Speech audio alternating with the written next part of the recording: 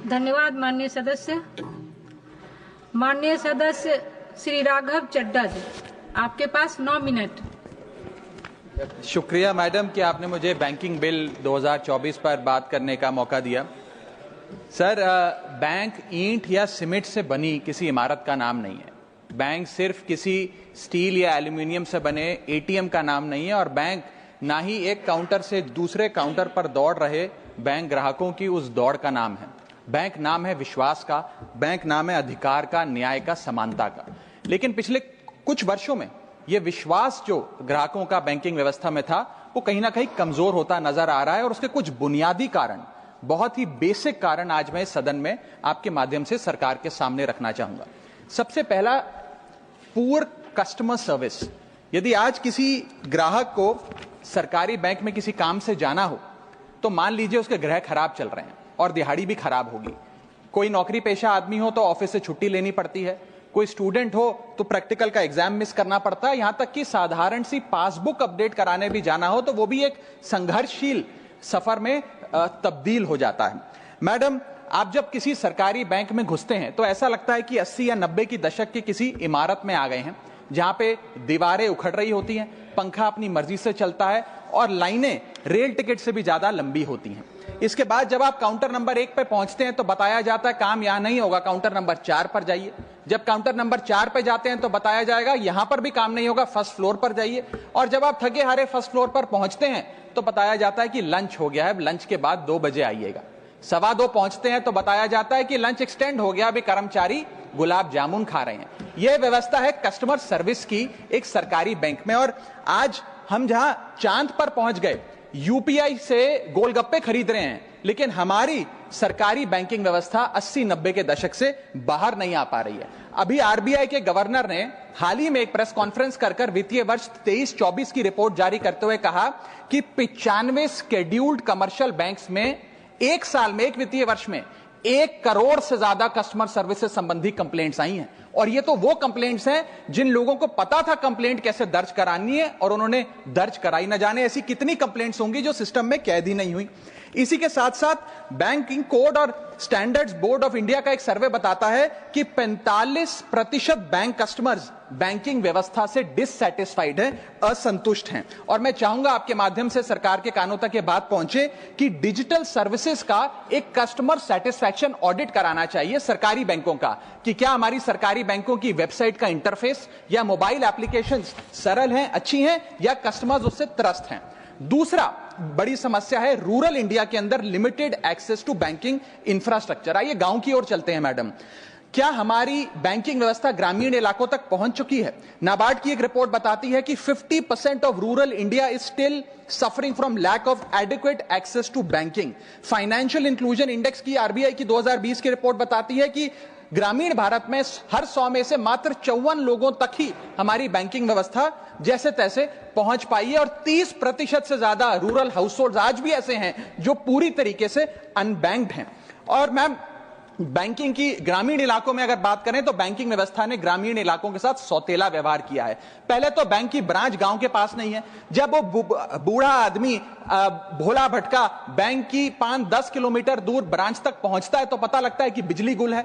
बिजली आ जाती है तो पता लगता है सर्वर डाउन हो गया है। सर्वर भी चल जाता है तो पता लगता है आधार सीडिंग में दिक्कत है, फिंगरप्रिंट मिसमैच हो रहा है, या बैंक अकाउंट की मैपिंग ही नहीं हो पा रही है। डॉक्यूमेंटेशन से लेकर कॉम्प्लिकेटेड फॉर्म से लेकर लैंग्वेज के चैलेंजेस तक ग्रामीण इलाकों में लोगों को झेलने पड़ते हैं। और सबसे ज्यादा बैंकिंग फ्रॉड भी गांव के भोले भाले आदमी के साथ होता है। इसी के चलते हमारे गांव का आदमी प्राइवेट निजी साहूकार के पास जाकर लोन लेना बेहतर समझता है, ना कि किसी बैंक के पास जाकर।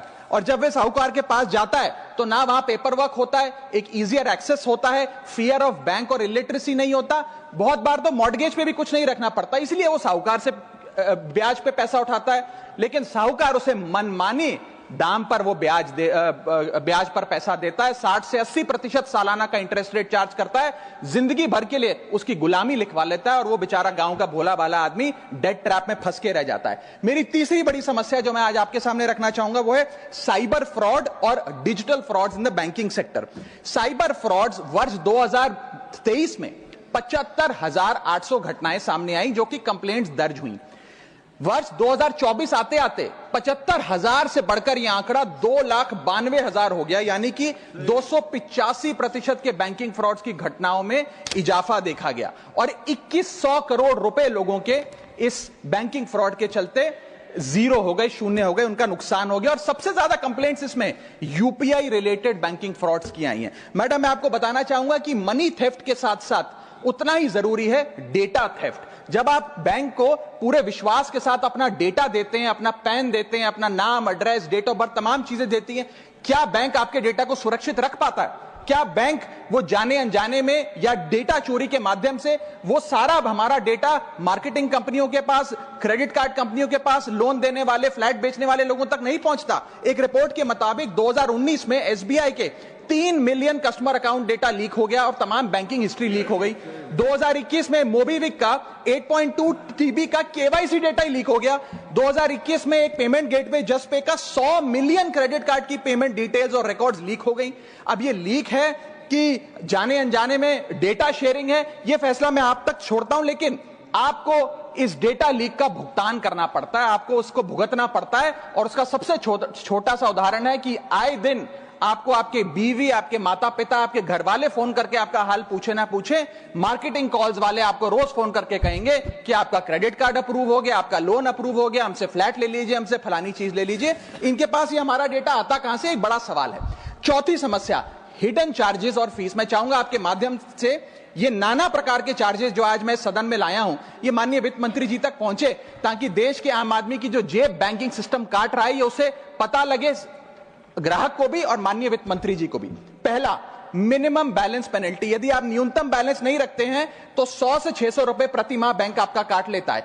इस चार्ज को लगाने के बाद बैंकों ने वित्तीय वर्ष 22-23 में 3500 करोड़ रुपए मिनिमम बैलेंस पेनल्टी के नाम से लोगों से वसूले हैं। मैडम, दूसरा चार्ज, एक्स्ट्रा एटीएम यूजेज। आपको एटीएम ट्रांजैक्शन के लिए 2 से 3 की मोहलत मिलती है, 2 से 3 की इजाजत मिलती है बैंकों द्वारा। अगर आप चौथा, पांचवा ट्रांजैक्शन कर लें तो हर ट्रांजैक्शन पे 20 रुपए एटीएम चार्ज आपको देना पड़ता है। इनएक्टिविटी फी 100 से 200 रुपए सालाना, यानी कि अगर बैंक आप बहुत ज्यादा अपना अकाउंट यूज नहीं करते हैं तो बैंक इनएक्टिविटी के नाम पे भी चार्ज लगा देता है।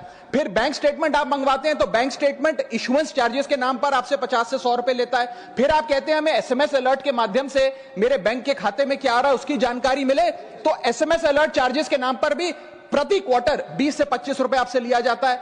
ऑनलाइन पेमेंट करेंगे एनईएफटी की तो ट्रांजैक्शन फी भी ली जाती है। जबरदस्ती आपको पहले लोन बेचते हैं और फिर उसके बाद लोन प्रोसेसिंग फी के नाम पर 1 से 3% लोन अमाउंट का काट लेते हैं। और जब आपकी किस्मत ठीक चल रही हो और आप समय से पहले अपना लोन बकाया जो है उसका भुगतान करने बैंक पहुंच जाएं तो loan pre closure charges, early payment penalty के नाम पर भी बैंक आपसे पैसा वसूलता है। साधारण सा सिग्नेचर बदलवाना हो, नॉमिनी की डिटेल्स बदलवानी हो, उस चेंज पर भी 200 रुपए प्रति ट्रांजैक्शन के नाम पे बैंक आपसे पैसा वसूलता है। और डिमांड ड्राफ्ट पे ऑर्डर बनाने जाएं तो 100 से 200 रुपए प्रति डिमांड ड्राफ्ट आपसे पैसा वसूलता ही वसूलता है। यानी कि कस्टमर्स की जेब काटी जा रही है और कस्टमर्स को पता भी नहीं लगता कि कितना पैसा बैंक इन नाना प्रकार के चार्जेस के चलते आम आदमी से वसूल रहा है। मेरा पांचवा और आखिरी point madam, insurance and investment product miss selling. अपने क्वार्टरली या मंथली टारगेट्स पूरा करने के लिए बैंक के एग्जीक्यूटिव मिस सेलिंग करते हैं, गलत प्रोडक्ट लोगों को बेचते हैं। यह भी एक प्रकार का हनी ट्रैप है। मीठी मीठी बातें कर भोले भाले मासूम लोगों को ऐसे प्रोडक्ट्स बेच दिए जाते हैं जिनकी जरूरत उन्हें है ही नहीं।